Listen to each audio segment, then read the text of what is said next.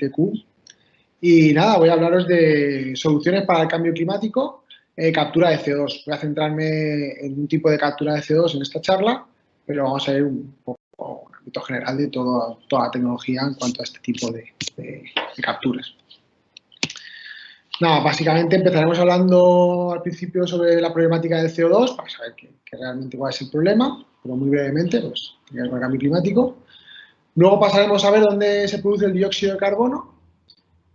Luego, posteriormente, veremos las soluciones y las posibles capturas de este dióxido de carbono. Y nos centraremos en un tipo de captura, ¿vale?, en el cual necesitaremos oxígeno puro. Entonces, veremos cómo se puede producir oxígeno puro, veremos las membranas de separación de oxígeno y luego, finalmente, veremos un poco unas conclusiones de todo lo que se habla durante esta charla. Bueno, aquí, como podéis ver, bueno, una foto de la Tierra, grande y bonita. Y nada, un poco de imágenes de la Tierra en su esplendor, ¿no? Como se veía por la naturaleza y todo está en equilibrio. Y nosotros, como estamos cambiando un poco el equilibrio, nos la estamos un poco cargando. ¿Qué se debe esto? Pues esto es un problema medioambiental, básicamente, de CO2, que se resume un poco en cuanto más emisiones de CO2. Las emisiones de CO2 son básicamente igual al efecto invernadero, es decir, cuanto más emisiones de CO2, más efecto invernadero. ¿En qué se resume muy básicamente el efecto invernadero? Una subida de la temperatura. La naturaleza y todos nuestros sistemas están basados en un equilibrio. Entonces, cuando nosotros alteramos ese equilibrio, acaba por colapsar y acaban habiendo problemas. Entonces, un equilibrio de la temperatura, o sea, un desequilibrio de la temperatura produce cambios en el sistema que hace que tengamos problemas a la hora de sobrevivir. Vale, vamos a pasar un poco más allá en cuestión. ¿Cómo se produce el CO2? Pues el CO2 se produce a partir de cualquier combustión de cualquier material orgánico. Aquí hemos puesto un combustible. Puede ser madera, pueden ser gasolinas, puede ser diésel, etc. Esto, en contacto con el aire, con el oxígeno del aire, nos da productos de CO2, agua y nitrógeno, o aire, si tenemos aire en exceso. ¿Qué es el aire? Pues el aire es un 79% de nitrógeno y un 21% de oxígeno. En la combustión, el único reactivo del aire que entra en reacción con el combustible es el oxígeno. Por lo tanto, el nitrógeno es un inerte que está ahí, pero que además nos da problemas, que más adelante veremos. Un ejemplo para ver las combustiones y cómo se producen y demás, pues tenemos el ejemplo de la vela.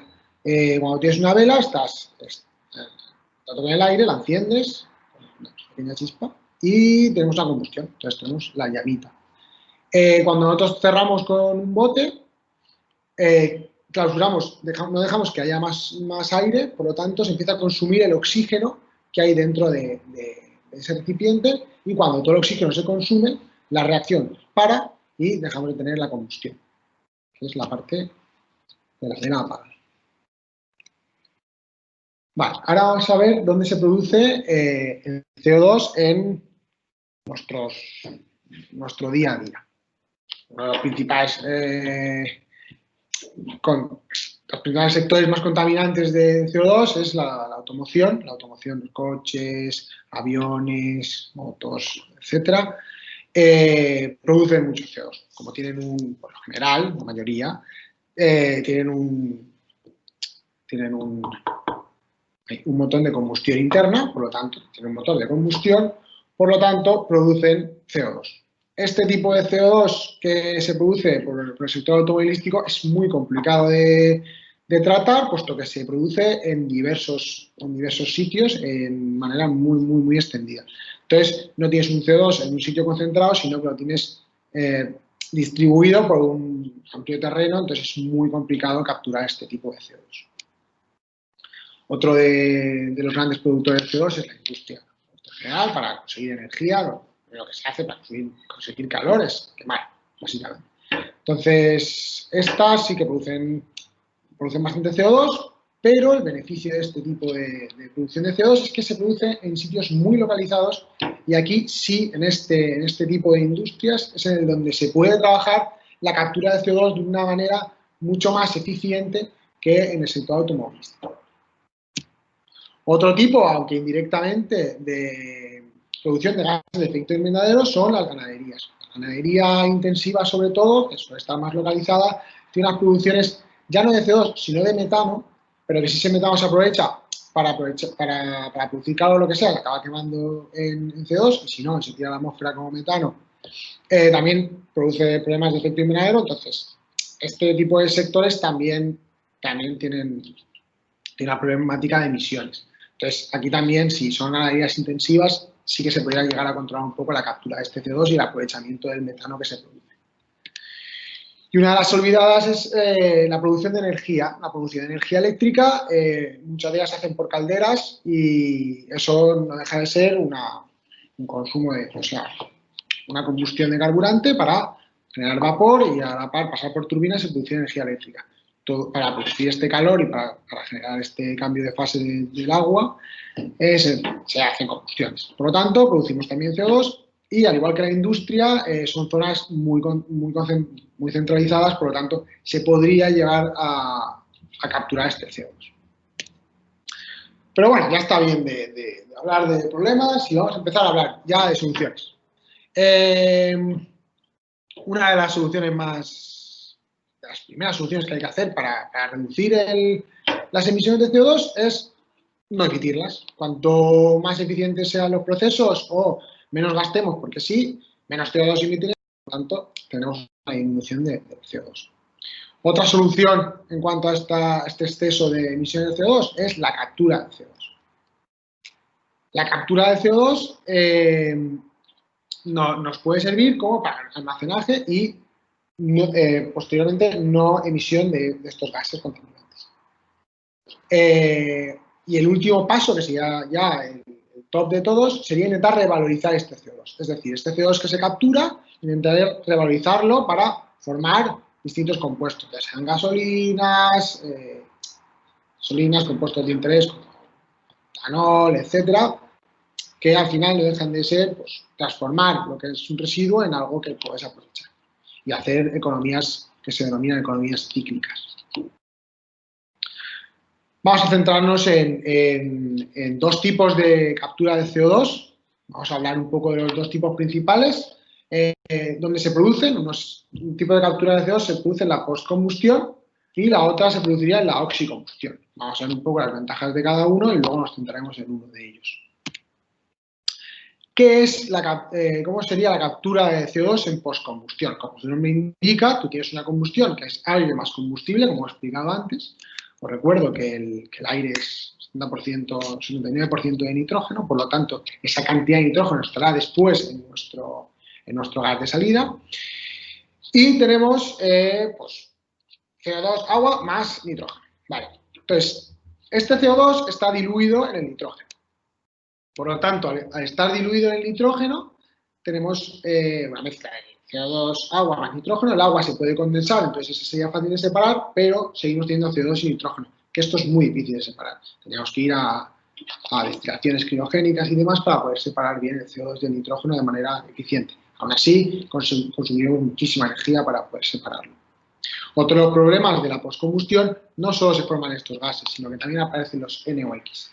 Los NOx vienen asociados a un tipo de contaminación que se llama el smog fotoquímico, que crea unos problemas respiratorios en la sociedad que respiran con frecuencia. ¿Qué es el smog fotoquímico? Pues aquí os pongo un pequeño ejemplo de lo que es el smog fotoquímico. Básicamente los NOx son por reacciones fotoquímicas, es decir, que en contacto con la luz, el NOx como que se deshace, por decirlo de alguna manera, y empiezas a tener oxígenos radicalarios en el aire. Estos oxígenos radicalarios reaccionan con el oxígeno normal del aire, produciendo ozono. Y el ozono es un gas que obviamente sabemos que está en la capa de ozono y ahí arriba nos viene muy bien, pero en la estratosfera la verdad es que no nos viene nada bien. Es un gas muy oxidante y produce multitud de problemas. Pasamos a la oxicombustión. La oxicombustión consistiría en combustión, pero con oxígeno puro. Si estábamos diciendo antes que realmente lo único que realmente entra la reacción o sea, lo único que participa en la reacción de combustión es el oxígeno y el combustible, podríamos quitarle el nitrógeno al aire, que es un inerte y realmente nos está molestando, y hacer la combustión solo con oxígeno, de tal manera que como productos tendríamos CO2 y agua. Este tipo de productos es muy fácil de separar, puesto que tenemos agua, que es decir, condensando el agua tienes CO2 puro, punto. De ahí ya, pues, almacenarlo, a presión y etcétera, en balas, para luego, posteriormente, revalorizarlo, usarlo, enterrarlo en el suelo, etc. Aparte de poder separar muy bien el CO2, al quitarle el nitrógeno, la eficiencia aumenta muchísimo. Es decir, llegamos a temperaturas muchísimo más altas, por lo tanto, gastamos, para llegar a ciertas temperaturas, necesitamos menos cantidad de combustible. Menos cantidad de combustible, menos CO2 en total producido. Por lo tanto, en este tipo de sistemas estaríamos realizando dos de las soluciones anteriores vistas, es decir, reducción de combustibles y almacenamiento de CO2. Vale, entonces vamos a centrarnos ahora en lo que sería una de las soluciones de captura de CO2 a partir de la oxicombustión. ¿Vale? Como he dicho, la oxicombustión va a partir de la combustión a partir de oxígeno puro. ¿Vale? ¿Cómo conseguimos el oxígeno puro? Pues el oxígeno puro lo podemos conseguir de diferentes maneras. Una de ellas es una destilación criogénica, otra sería la absorción de nitrógeno en un sólido, de tal manera que separase el oxígeno de ahí. Otra sería por membranas poliméricas que separan por tamaño de molécula. Y otra sería las membranas de separación de oxígeno, que trabajan de una manera completamente diferente a todas las anteriores vistas, porque no son cosas físicas. Trabaja a partir de reacciones químicas. Vale. La destilación criogénica. ¿Qué es la destilación criogénica? Bueno, pues ahí he puesto una imagen de lo que sería una destilación normal y corriente de etanol, pero realmente no es eso, obviamente. Tiene un tamaño tal que así. Entonces, ¿qué es la destilación criogénica? La destilación criogénica es básicamente lo que tú haces es bajas, licuas el aire de tal manera que tienes una mezcla líquida de nitrógeno y oxígeno y por distintos puntos de ebullición separas el oxígeno del nitrógeno. Este tipo de tecnologías se realiza con frecuencia alrededor del mundo, pero es muy eficiente a gran escala, se producen unas purezas mayores del 99%, es bastante rentable, pero solo en alta producción, y el problema es que los costes de instalación y operación son relativamente altos. Otra de las formas de conseguir oxígeno puro, otra de las herramientas sería la absorción a presión. Os he puesto un ejemplo de Vichy catalán, que sería absorción con B, que básicamente es la absorción de CO2 en agua. En este caso es algo totalmente diferente. En este caso lo que haríamos sería absorber, es decir, se queda retenido el nitrógeno en un sólido, por lo general ceolitas, y a la salida al pasar la corriente de aire, se queda el nitrógeno absorbido en el material y solo pasa el oxígeno, si tenemos suficiente cantidad. Este tipo de tecnología funciona bien a media gran escala. Se obtienen purezas del 95%, ya es inferior al 99% del anterior. Es rentable en alta producción y el coste de instalación es medio alto, no es excesivamente alto. Las membranas poliméricas. He puesto aquí un colador porque separas por tamaño y en realidad pues al final no dejan de ser filtros muy parecidos a los filtros de ósmosis inversa. Lo que tú haces es separar por tamaño de molécula. ¿Qué pasa? Que el oxígeno y el nitrógeno se parecen mucho. De tal manera, como se puede ver aquí en las características, la pureza es muy baja para lo que queremos producir, que es oxicombustión con oxígeno puro y sea rentable, pero si no se necesita alta pureza. Entonces, para nuestro caso, la verdad es que no podemos utilizarlo como productor de oxígeno. Luego, aquí vemos las membranas de producción de oxígeno. Se pueden utilizar a pequeña y mediana escala. Se puede conseguir una pureza teórica del 100%, puesto que la separación del oxígeno va a través de la membrana, o sea, va a través de mecanismos de transporte por el material y no tiene nada que ver con las anteriores vistas, que son fenómenos físicos, fenómenos químicos. Es rentable, es más rentable que las anteriores para pequeñas y medianas escalas. Y además, que es muy importante, tiene la capacidad de acoplar otros procesos. Es decir, es posible hacer la separación de oxígeno y a la vez hacer la combustión, la oxicombustión en este caso. El coste de instalación es medio alto, está todavía en desarrollo. Bueno, aquí una imagen un poco de lo que sería una membrana, un corte transversal. Vamos a acercarnos un poco más. Lo del centro sería la membrana, que es un material, es un óxido, es un material, es una cerámica que es densa, es decir, no hay porosidad a través suya, completamente densa, como si fuera un trozo de porcelana. Luego tenemos un soporte, que es la parte de abajo, y la parte de arriba es otro tipo de soporte que ayuda también a las reacciones superficiales para darle mayor eficiencia.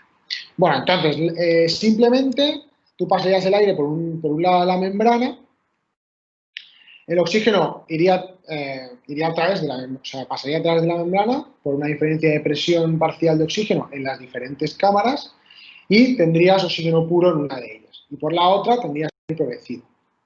Si es muy eficiente, podrías llegar a conseguir nitrógeno puro. Este tipo de membranas trabajan a una temperatura de 700 a 1000 grados y trabajan también, obviamente, por diferencia de presión parcial de oxígeno. Es muy importante tener un gradiente de diferencia de presión parcial de oxígeno para que pueda haber transporte de oxígeno a su través. Vamos a entrar un poquito más en detalle de qué está pasando en la membrana para intentar entender un poco más cómo funciona este tipo de membranas sin irnos demasiado. Vale. Nos acercamos un poco más. Realmente vemos lo de antes, como el nitrógeno pasa por el lado de una presión de oxígeno más alta de la membrana, por una de las cámaras. El oxígeno llega a la superficie se absorbe el oxígeno. Por reacciones a través de vacantes de oxígeno de dentro del material cerámico, el oxígeno pasa a su través. Esto es un tipo de reacciones que también van electrones asociados, por lo tanto, un electrón va hacia un lado y el oxígeno va hacia otro. Llega al otro lado de la membrana, el oxígeno queda absorbido, se recombina y acaba saliendo en forma de gas. Y por otro lado, obviamente, tenemos oxígeno, aire empobrecido, es decir, una gran cantidad de nitrógeno con poco oxígeno. Antes la temperatura está, y esto serían un poco las reacciones que se tienen en cuenta en este tipo de materiales. Es decir, por los lados tienes las reacciones que son en los extremos tengo las reacciones superficiales que están pasando y en el centro es la reacción en sí de transporte de oxígeno a través del material. Como vemos, está afectada por la temperatura, L es el espesor de la membrana, por lo tanto, cuanto más fina, mayor separación de oxígeno, y por la diferencia de presión parcial de una cámara y de otra. Esto, como he dicho antes, sería muy interesante si pudiera, bueno, es muy interesante porque podemos acoplar procesos. Esto es una cosa que se está realizando, este tipo de estudio está realizando en un proyecto europeo en el grupo donde trabajo, que se dedica a Plast, y básicamente lo que tendríamos sería algo como esto.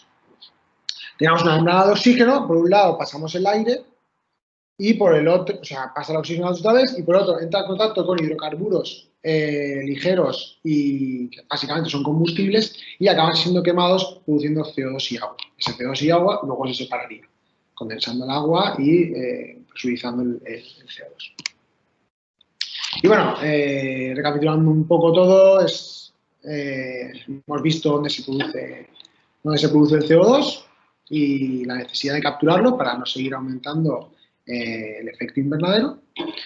Hemos visto soluciones a las emisiones de CO2, primero la reducción de CO2, segundo la captura y después intentar reutilizarlo para ir un paso más allá. Luego hemos hablado de la oxicombustión como captura de CO2 más prometedora, es algo que digo yo, para explicaros un tipo de captura de CO2, es la más interesante, pero bueno, es un título personal. Después de oxígeno, nos hemos centrado en las membranas de separación de oxígeno, que es lo que estamos realizando aquí en el ITQ. Y posteriormente hemos visto la oxicombustión en membranas de oxígeno, que sería un acople de todo, una membrana para que en un sitio hacer todo, quemar a la vez que producimos el oxígeno, para después tener CO2 y poder separar con facilidad. Bueno, ha sido todo, espero que os haya gustado y nada, dar las gracias al Instituto de Tecnología Química del CSIC y de la UPV por esta oportunidad de poder hacer el doctorado aquí. Gracias a Icare Plus y a Kerionix, compañeros con los que trabajamos. Muchas gracias y un saludo. Hasta luego.